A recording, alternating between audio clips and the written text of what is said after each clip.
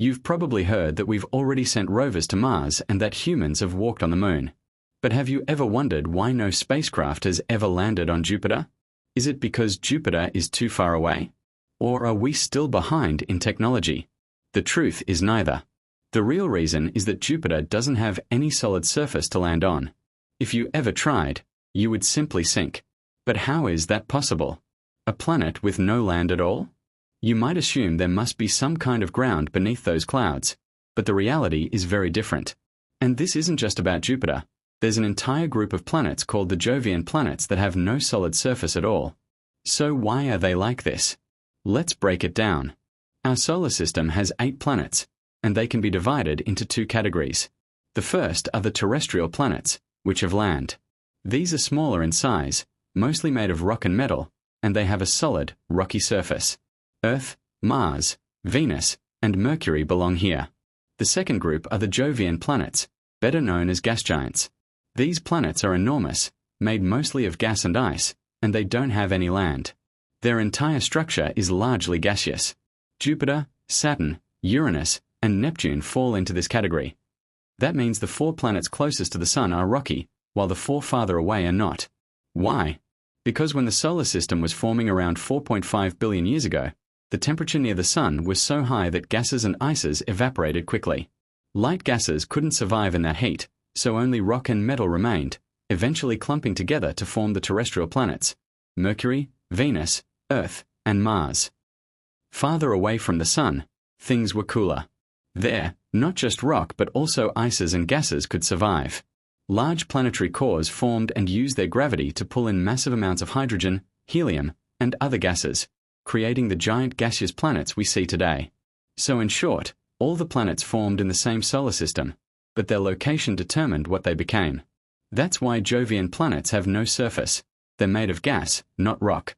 But wait, since Jupiter, Saturn, Uranus, and Neptune are so far from the Sun, they receive very little sunlight, making them extremely cold. Jupiter is around -145 degrees Celsius, Saturn is -180 degrees Celsius, Uranus is -220 degrees Celsius, and Neptune is -230 degrees Celsius. Doesn't that mean the gases there should have frozen solid? It sounds logical, but the truth is more complicated. Jupiter and Saturn are mostly hydrogen and helium. These gases don't freeze easily, only below about -250 degrees Celsius and under very low pressure. But inside Jupiter, the pressure is insanely high. Instead of freezing, the gases are compressed into liquids or even metallic forms. And still, nowhere is there a rocky crust like Earth or Mars. Uranus and Neptune are a little different, but they also lack a solid surface.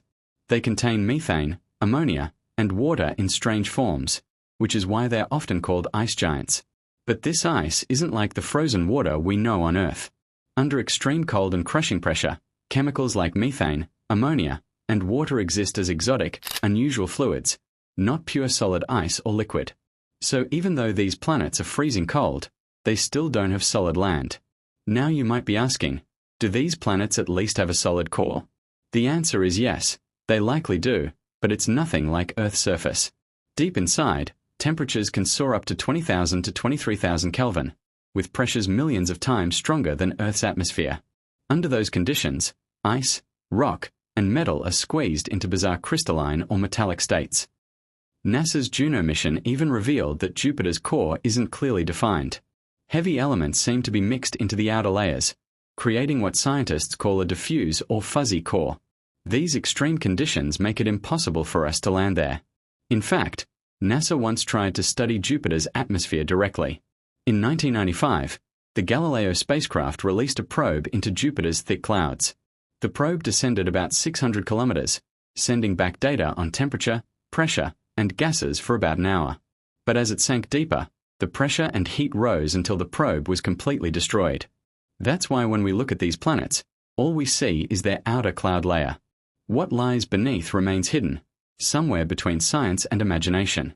So, what do you think? Will humanity ever reach Jupiter's mysterious core in the future? Share your thoughts in the comments.